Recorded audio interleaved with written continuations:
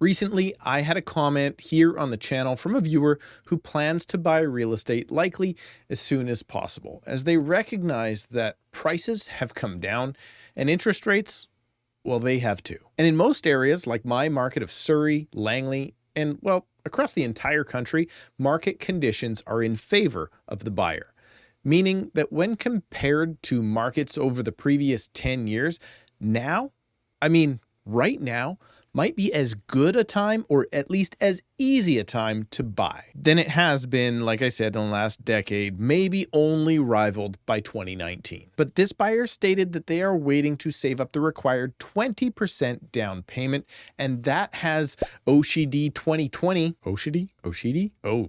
left hoping that prices remain as low as they are now until 2026 or maybe longer. But with the minimum required down payment being as little as 5% in Canada on properties up to $500,000 and then 10% on the balance up to 1.5 million, why does this buyer then feel like they need to save 20% down just in order to buy their first place? Well, in this video, I'm going to explain the 20% down payment and why waiting to save such a large down payment in order to lower your monthly mortgage costs and save on mortgage insurance as a result of your loan being less risk to the bank will reward you nothing but higher interest rates as a result of you actually becoming a higher risk of default for the loan. All in today's episode of This Ain't Your Grandpa's Banking System Anymore. But first, really quick, please subscribe to the channel if you would like to stay up to date on Surrey and Fraser Valley real estate. Download my free Informed Buyer's Guide so you know a little bit more if you're considering making a purchase in the future. And of course, if you are looking for help from a realtor like myself, or if you need a referral to another agent in your area, you can book a call with me right now using the link in the description below at a time that works best for you. Now on to the reason people want to save up 20% down before buying their first place. And this is simply because their dad told them that they need to avoid paying the dreaded CMHC insurance.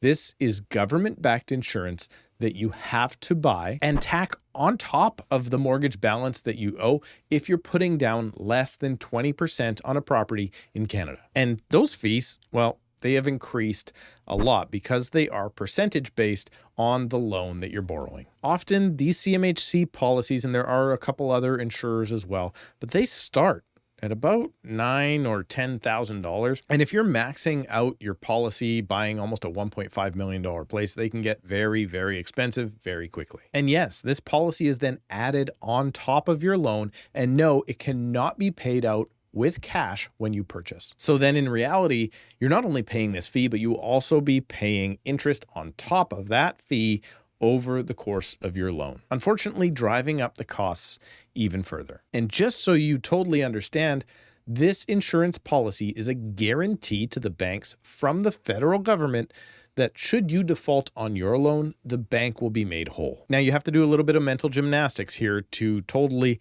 analyze the risks, but if you don't have this insurance and say you have 20+% down and the bank then no longer requires the insurance or is able to get it, then technically you are a riskier borrower from the bank. Because sure, you do have 20% skin in the game.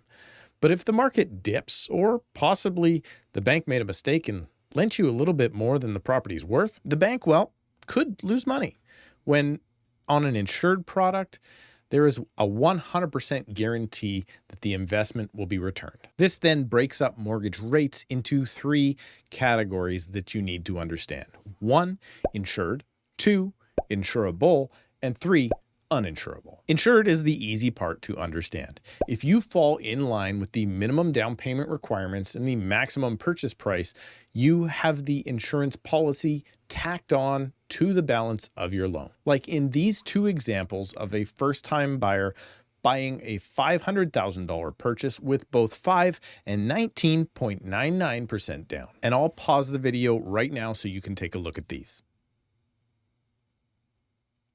Just kidding, I wasn't paused at all. A product like this on a 5-year fixed term will probably be offered at today's rates of somewhere around 3.99%. Let's skip insurable for just a minute and get right to the uninsured.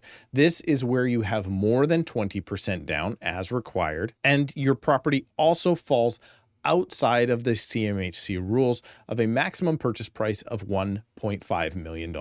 This is the situation where the banks actually have the most amount of risk, at least on paper, and you're going to pay for it with a much higher rate of, let's say today's rates again, 4.49%. Going back, however, to Insurable, it's just a little different. This is where you have 20% down or more, but you still fall in line with the requirements of the max purchase price within CMHC's rules. When this happens, the bank still has the option of buying the insurance and then not putting it on top of the mortgage or on top of your balance.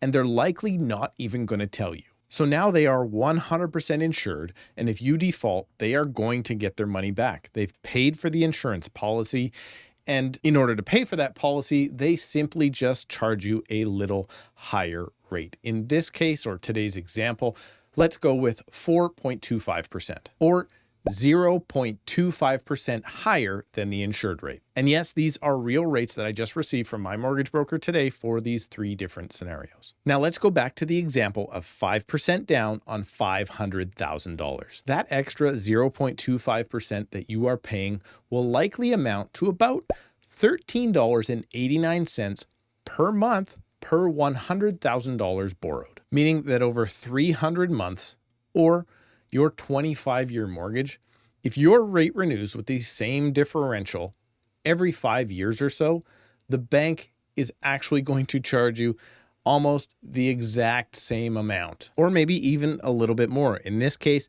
$19,798.21 for a policy that costs them $19,000. And of course, yes, once you've done the math on borrowing that extra $19K at 3.99%, trust me, I get it. It still definitely costs you more to buy with as little as 5% down. Putting 20% down or more, of course, that is probably the better thing that you can do. And it also lowers your monthly payment as well by a whole lot compared to only putting 5% down. But what I'm trying to illustrate to you is that everyone thinks that if you put 20% down, you're not only going to save money, which in reality is less money than you think you're going to save, but you will also then pay that insurance policy one way or another. In this case, as a result of higher interest rates, as long as, again, you fall into that insurable category. And if the market turns around, or if rates go back up before you buy, that little savings that you would have had could easily be chewed up in an unforeseen increase in the markets. Proving once again that the best thing you can do when you're looking to get into the real estate market is not try to time the market or worry about putting down a particular percentage at a particular price. Get in when the time is right for you. Plan to stay in or at least own that property for a minimum, absolute minimum of 5 years. Don't try and plan on speculation, short-term rentals, or flipping a property to make a quick buck. Real estate is a long-term asset and a long-term investment, because we all know that time in the market beats timing the market. And if you are a first-time buyer in today's market, don't be risky. Watch this video to find out why you should take a fixed rate mortgage this year.